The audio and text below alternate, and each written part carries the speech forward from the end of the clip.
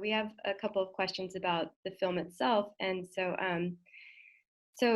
Sarah, a question came up about how come there weren't any authorities, police, interviewed in the film or brought into part of the narrative. And so it's an interesting question too to think about. To also, I'll ask you, Sarah, about that question, but I think also Luis and Daniel to articulate the difference here between that gold mining in some areas is illegal, in some areas it's legal. Last night when we screened this film in a theater in DC, the point was brought up that illicit activities are different from illegal activities. And so, Sarah, why don't you comment on that aspect of the film, and then I'll turn it to Luis and Daniel to comment a bit on the gradient, I guess, of artisanal and small scale gold mining and formalization, illegality, legality.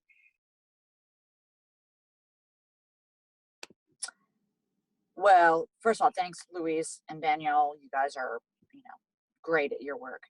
But I think that, if I may, just before I get into that, I think that it's really important to not only discuss the challenge on the ground, but getting the gold to market and the blockchain, the chain of supply chain to get the gold to the refineries. And that's extremely problematic and complex. There is a lot of illicit activities that are happening after it leaves the ground. And for instance, a lot of the gold is probably being, the illegal gold is being washed in Dubai, etc. So I think for this challenge, it needs to be looked at as the whole system, and it's hugely, on the ground is really complex and difficult, but it has to be, in my opinion, it needs to be looked at from top down and bottom up, because it is a whole system. And as again, a lot of the illicit activities are not only in the ground, but they're in the supply chain. And so the goal is to promote an accountable, transparent supply chain for gold, and that will push for the responsibly mined gold. So I think it needs to be looked at from bottom down, top up. As far as interviewing the police, that's a great idea. I wish we would have, but where we were in the film, actually inside the camps, it was extremely dangerous, and the police, if they were nearby, they were also very corrupt. In fact, while we were there, the only people that would take us in were the people that got the child slaves out of the camps. They were no one else would take us inside because it was so dangerous.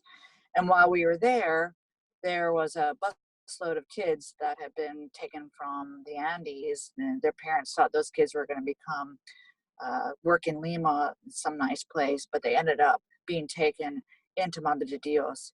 And this couple got these kids and rescued them, and they could not take them to the police because they would put them right back in the system.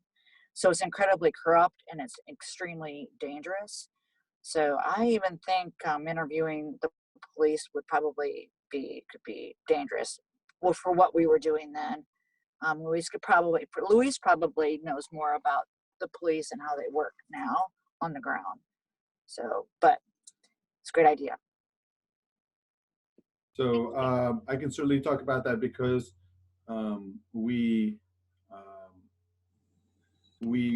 work with the police now, and we work with the military. So when Sarah went down in 2010 and earlier times, it was still very much an undercover, illicit, illegal, lots of names for it, activity.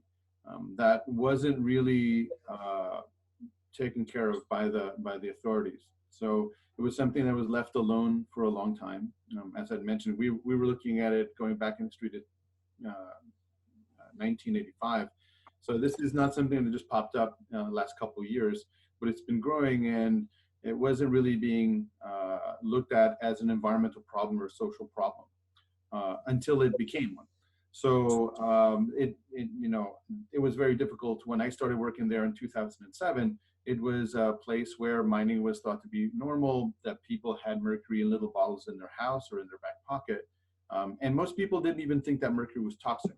There was a lot of kind of misinformation by people saying, well, you know, it's not really toxic. It must be some story that people are just saying just to scare us because they don't want us to mine. It was a very unusual space. But now things are different. A lot because of a lot of information about what's happening. Also, a lot of science and information that's being directed at children in schools that talk about health problems related to this. Also, awareness of what's happening in forests, because most city people don't really know what's going outside. And also that the government has taken this on as a fact. There's been 2 states of emergencies in the last 3 years, one on mercury and the other on just illegal gold mining. Part of it is essentially to modernize and formalize the system. Like if they're going to do mining, then it needs to comply. They need to pay taxes. They need to have permits, and they need to have technologies which are allowed. In February 2019.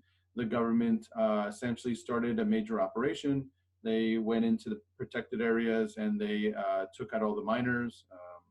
And then now they've established 2 military bases and 1 police base inside the mining zone to essentially prevent illegal miners from going back, with a series of other actions like reforestation and in some cases remediation of sites that may have been contaminated, and a big environmental campaign.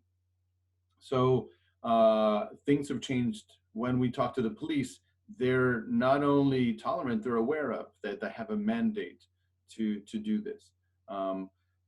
That is something that we haven't seen before. And this is happening in many places around the world where this is seen as an important aspect of environmental protection.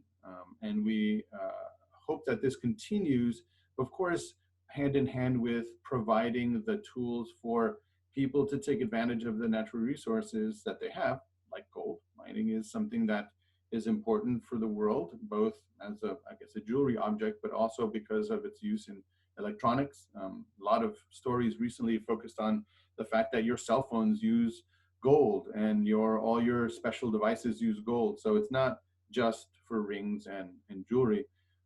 But it's something that is, responsible mining. So responsible sourcing for gold and responsible jewelry has to be a priority, just like, organic coffee and where you ask where your wood comes from. It's not chopped down from a forest that's in a park. So a lot of it, as Sarah, had mentioned, has to include not just a kind of improving the engineering aspect of it, but the demand side, like who's buying it. Are they saying, I want to have a product, I want to have gold that comes from a mine that acts responsibly, both socially, but also environmentally, and then and willing to pay a little bit extra for it. Kind of like the way that we do now with milk and eggs and coffee. We pay a little extra for our organic thing. And also in one of the commodities that we do, blood, diamonds, they've used the term blood diamonds essentially because it was linked to civil wars in Africa and a lot of bad things happening because of that. Now we don't have so much of that. We hope that there's something similar with things related to gold as well in many parts of the world.